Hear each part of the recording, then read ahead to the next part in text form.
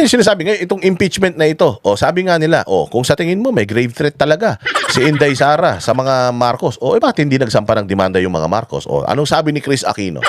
Sabi ni Chris Aquino, ikaw, Falsis, yung kapatid ng baklang mabantot, amoy kaning baboy, na si Jesus Falsis, yung kapatid niyang isang bakla rin, na mahilig sa, mahilig sa barote.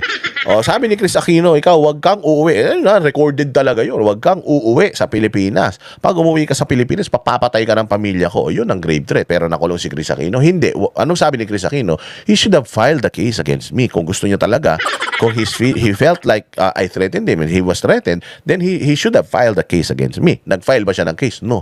Therefore, walang kaso. Ganun din kay Inday Sara. Nag-file ba ng kaso si Lisa Marcos? Hindi. Nag-file ba ng kaso si Bongbong? Hindi. Nag-file ba ng kaso si Martin Romualdez? Hindi. Anong iniiyak nyo? Hindi yung palang affected party, hindi nga sila nag-file ng case. Ibig sabihin, hindi sila naniniwala doon. Kasi kung naniniwala sila doon na talagang totoo na may threat na sa kanilang buhay, nag-file sana sila ng kaso. Walang kaso eh. Tapos motu proprio sabi on their own independently, nung nakita ng NBI na may threat na ginawa si Inday Sara, nag-imbestiga sila. Sinasabi din ni Inday Sara na may threat din sa buhay niya. Did they investigate? No. Yan yung mga kailangan na paulit-ulit na naririnig natin. Kasi sabi mo na yan na nakaraan, Boss Dada, sa huling vlog mo, dapat iba naman. Hindi pwede. Kailangan natin ulit-ulitin. Mantakin mo for the past 4 years, eto mga hayop na mga congressman, paulit-ulit lang din ang sinasabi nila mga bossing sa kanilang mga press conference. Kailangan tapatan natin yan. Mary Grace Piatos, hindi maipaliwanag yung pera. Mary Grace Piatos, may pera na ill-gotten wealth. Paulit-ulit si Trillanes, yung mga congressman, paulit-ulit. And kung hindi natin i-combat yan ng paulit-ulit din na ipinaliliwanag sa inyo yung counter dyan sa mga paulit-ulit na mga issues nila, because may kasabihan tayo na ang isang bagay kahit mali, pag inulit-ulit mo, nagmumukhang tama yan. So sa battle, pagdating sa information dissemination, talo tayo dahil may pera sila, nasa kanila pera binabayaran nila mainstream media, may mga vloggers pa sila, tapos may mga troll army pa sila. Tayo, wala man tayo mga bayad, libre man tayo. Tapos magsasawa pa tayo nasagutin yung mga yung mga issues nila. Hindi, dapat hindi rin tayo nagsasawa pa. Ulit-ulit din natin, iuulit-ulitin sa mga utak natin para hindi natin makalimutan pagdating ng 2028. Alam na natin ang gagawin natin sa mga hayop na yan. Di ba? So, yun lang naman This impeachment is not about accountability. Why? Kasi wala namang kulong to Wala namang kulong to. Ang accountability, dapat ipakulong mo. Mantakin mo kapag na-impeach ka, ang mangyayari lang sa'yo is hindi ka na qualified tumakbo sa any position in the government. So anong ibig sabihin nun? Kung hindi ka na pwedeng tumakbo sa any position in the government, di political ito. Tapos sasabihin nyo, walang politika dito, walang politika. Putang ina ninyo, kung walang politika, di sana hindi nyo dyan sa Senado impeachment court dinala. Di sana dinala nyo sa RTC, dinala nyo sa Sandigan Bayan, sa Ombudsman, dahil yan ang nag-handle niyan. O kung hindi siya covered ng Ombudsman, sampan nyo yan sa Korte Suprema, kung saan nyo gusto nyo. Sampan nyo sa mga pagmumukha ninyo. Di ba? Paulit-ulit sasabihin mo, hindi politiko. Walang politika dito. Gago. Anong walang politika dito? Ang magiging sentensya kay Inday Sara, hindi na siya pwedeng tumakbo sa any position. Di politika. Tangina ninyo, lolokohin nyo kami, wag kayong makulit. Dahil kung paulit-ulit kayo, paulit-ulit nyo rin itong maririnig at paulit-ulit din namin kayong mumurahin. Ano pa sinabi ni Baste? Talaga ang main reason ng impeachment na yun. Yeah.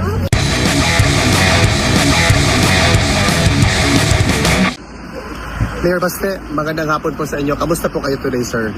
Okay lang. Mayor Baste, meron po ba kayong opinion sa nangyari kay Mike at saka Defensor at saka kay Senator Rodante Marcoleta, sir?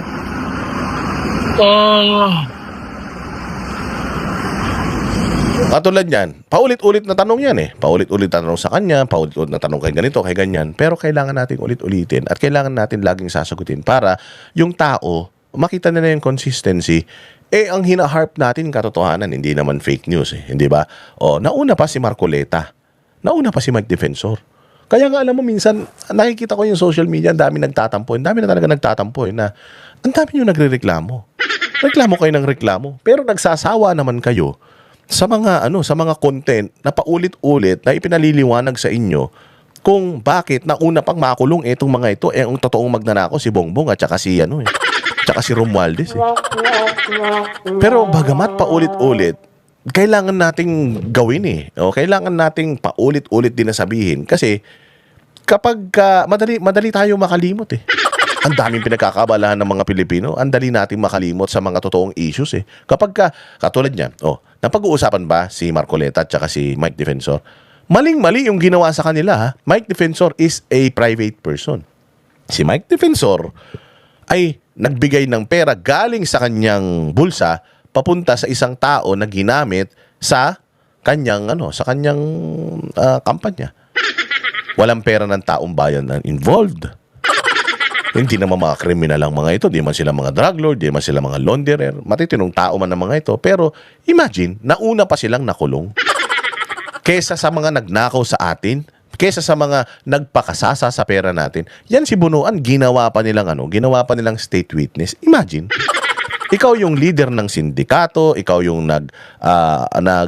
tawag dito, activate ng corruption diyan sa DPWH, yung mga tao mo lahat mga magnanakaw, tapos yung mga magnanakaw sa DPWH sila ang ginawang state witness. Di ba? Hindi ka ba naman magugulat niyan? Tapos etong mga tao na ito, alam naman natin na kritiko si Marcoleta ng hearing ni Lacson.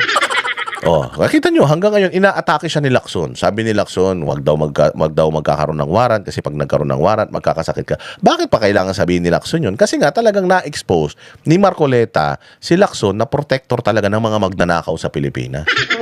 Protector talaga siya nila Pangandaman, nila Bersamin, nila Bongbong Marcos, neto ni Martin Romualdez. Protector talaga sila ni Tito Soto kasi nakakulong na yung tao Buti nga si Marcoleta, hinarap niya yung kanyang pagkakakulong. Hindi katulad nito ni Ping Lacson.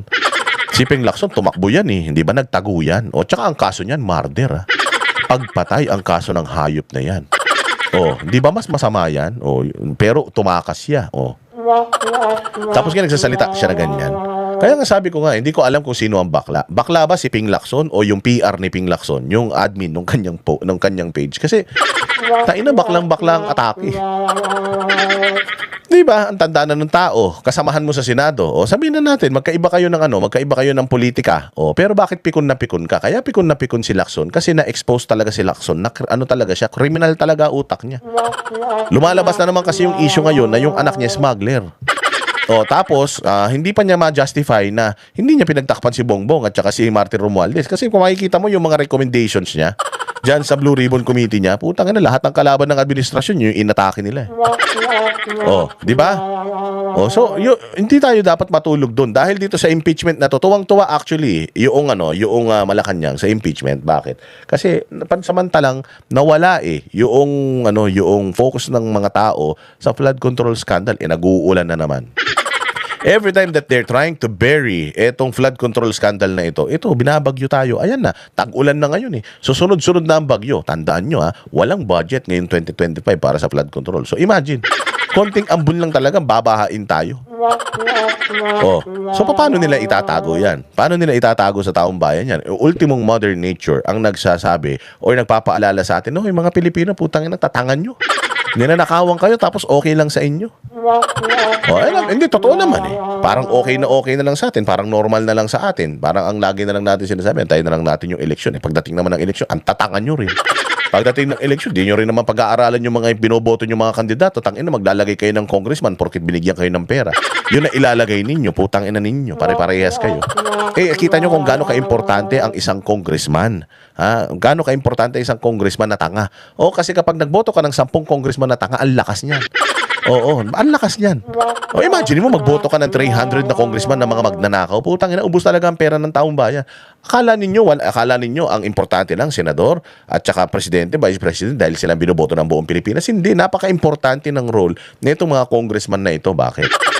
Napaka-importante ng role nila kasi sila nagbabalangkas ng batas, sila naghahati-hati ng pera ng Pilipinas. Putang ina yan. Minsan hindi na nakakarating sa inyo yan, sa kanila pa lang, nilulunok na nila yan. Kaya importante yung paglalagay ng mga tao matitino sa gobyerno. Kayo talaga ano pa masasabi dito ni Baster? Isa lang ang masasabi ko, mahirap talaga intindihin ang kilos ng gobyerno kung bakit may mga tao nakukulong ngayon. Kasi siyempre sila yung nasa kapangyarihan. Kung sino yung hindi sumunod sa kanila o ayaw sumunod sa kanila, paparusahan talaga nila yan. Para hindi na humaba yung usapan, it's because they're in power and those that oppose them, they will do everything using the bureaucracy or anything and the law against people, those who oppose them. So, wala tayong magagawa dyan. Meron ka talagang abusado na administrasyon. Sir, Do you believe na meron tayong abusadong administrasyon? Ilagay nyo sa comment section. And we have to keep on reminding everyone na napaka-abusado talaga nitong administration na to. And kailangan natin ipaintindi sa lahat na last nyo na yan. Huling pagkakataon nyo na yan, huwag na kayong tumakbo ulit ha. Hindi na kayo mananalo. So we have to remind them how abusive this government is. Iisa-isahin natin yan. Araw-araw, hindi tayo mapapagod. Gagawin nating advocacy yan. Na araw-araw, ipakikita natin sa lahat ng mga nanonood dito ito. Hanggang sa maging zombie kayo. Hanggang sa yun na lang ang isipin ninyo. O total naman, ayaw naman natin mag-people power. Ayaw naman natin pumunta sa Malacanang at guyurin pababayan. O, edi ganun na lang gawin natin. O, ano na natin. Talaga i-kondisyon na natin, i-kondisyon yung isip natin para sa 2028.